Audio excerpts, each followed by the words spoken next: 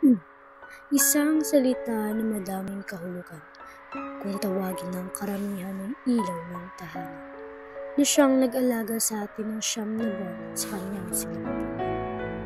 Ina, grabe ang aking saya na nasilayan kita dahil nakita ko sa iyong mga mata kung gaano ka kasaya noong ako'y isilang.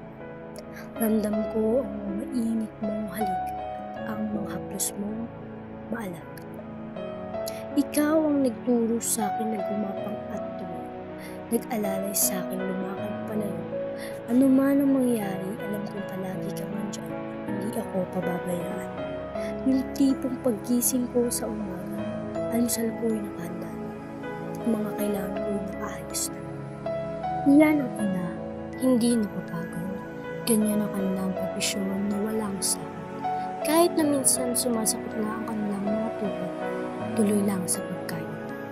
Ang iyong pagmamahal na alay ay walang kahit na sino mang makakapantay dahil nag-iisa ka lang at walang kapatid.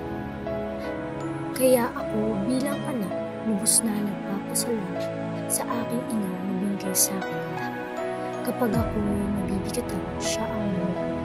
Kaya pangako ko aking ina na ibubuhos ko din ang lahat. Lahat ng umapuso mo ay gagawin ko. Lahat ng tinuro mo ay tatandaan ko. Lahat ng mga payo mo ay pagyayamanin ko. Lahat ng